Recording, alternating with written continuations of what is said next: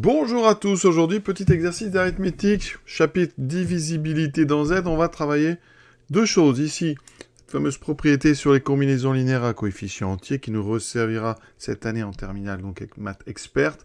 Et on va travailler aussi le raisonnement dit d'analyse synthèse, raisonnement en deux parties où on réduit dans une première partie le nombre de solutions possibles, ce qu'on appelle l'analyse, et ensuite en synthèse on va aller vérifier si les solutions potentielles qu'on a trouvées sont des vraies solutions. On verra ça, vous allez voir, c'est très simple, vous l'avez certainement déjà vu, peut-être sans l'appeler le raisonnement analyse synthèse. Donc ici on prend un entier n relatif.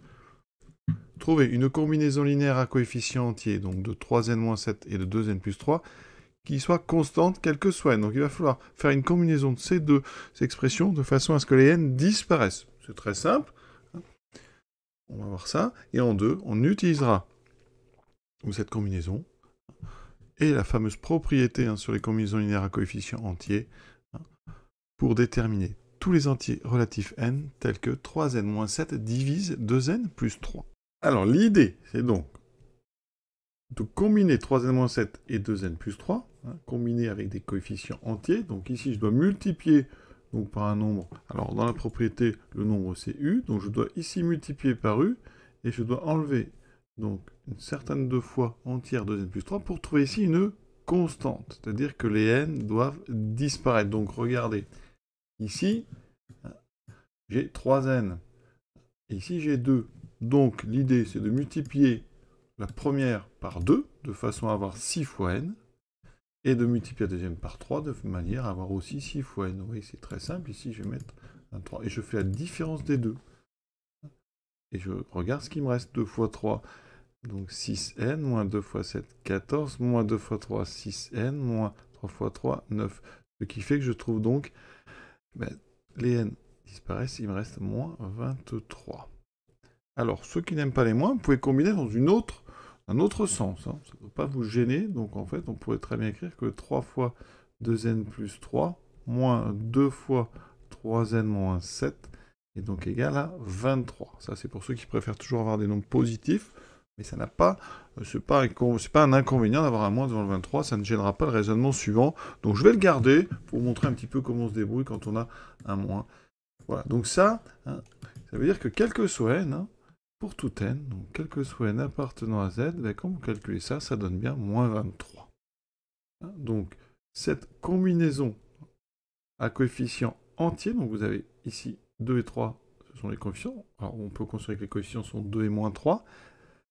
Eh bien, c'est une combinaison linéaire, parce qu'on n'a pas ici mis de carré, on a juste des formes qui sont AU plus BV ou AU moins BV. Donc là, j'ai une soustraction.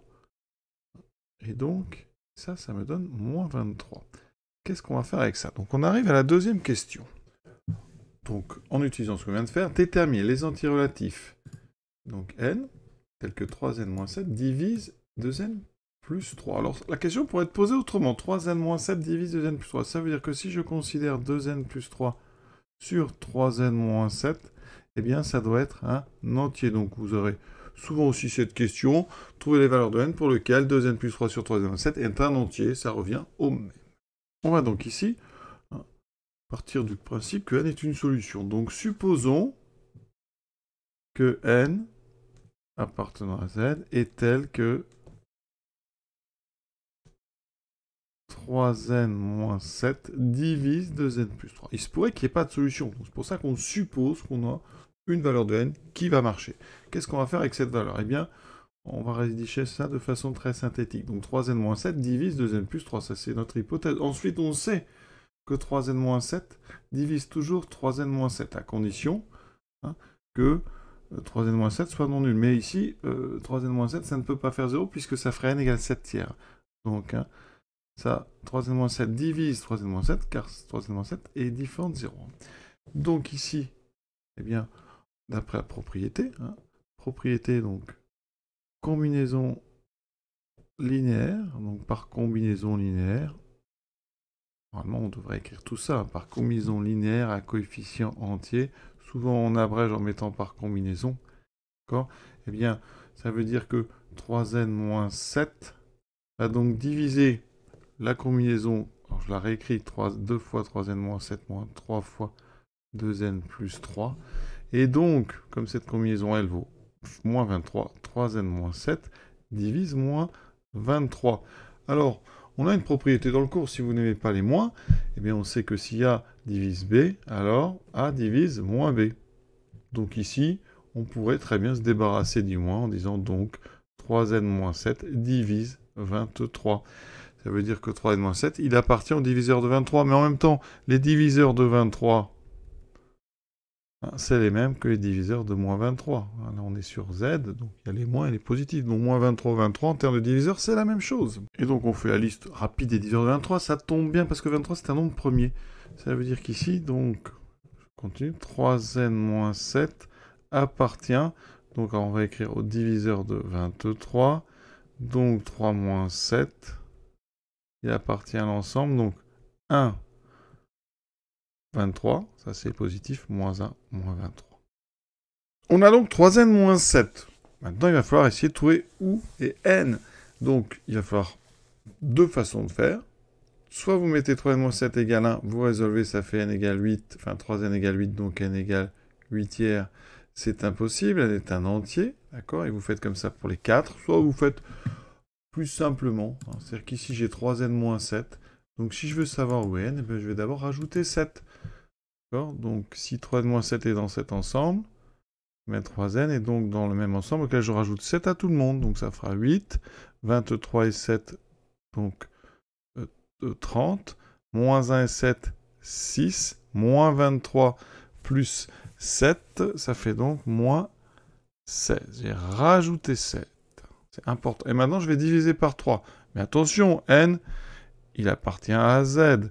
Donc ici, si 3n est là-dedans, mais il faut que je divise par 3 ceux qui sont divisibles par 3. Donc le 8 et le moins 16, on ne va pas les garder parce qu'en divisant par 3, on n'est pas entier. Donc je vais garder 30 divisé par 3, 10. Et 6 divisé par 3, 2. Donc j'ai ici, en fait, deux possibilités. C'est-à-dire que si n est solution du problème,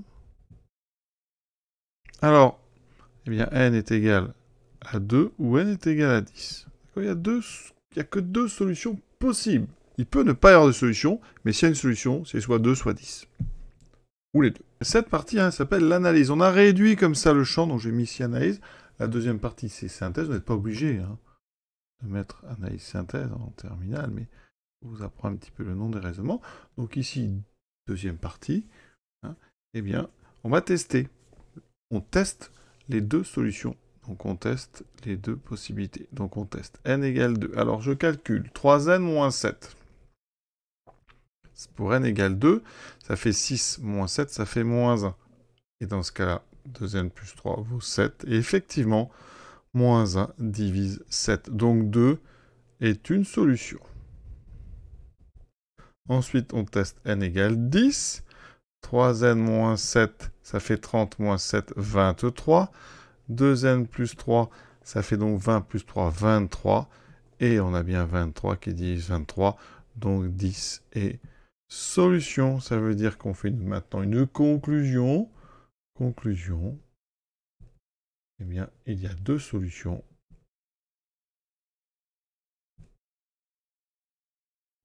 N égale 2 et n égale 10. Et on a terminé ce petit problème. Alors, je vais regarder rapidement quand même sur une calculatrice pour confirmer tout ça. Donc ici, pour une Texas, donc 3x moins 7, 2x plus 3. Alors, je vais regarder un tableau de valeurs. Donc la première colonne doit, ici, y1. Est-ce que y1 divise y2? Donc là, je suis parti à moins 30. Évidemment, on ne peut pas tout vérifier. Ça n'est jamais une preuve parce qu'on ne fait pas tous les entiers. Par contre, ça peut confirmer ou donner des pistes.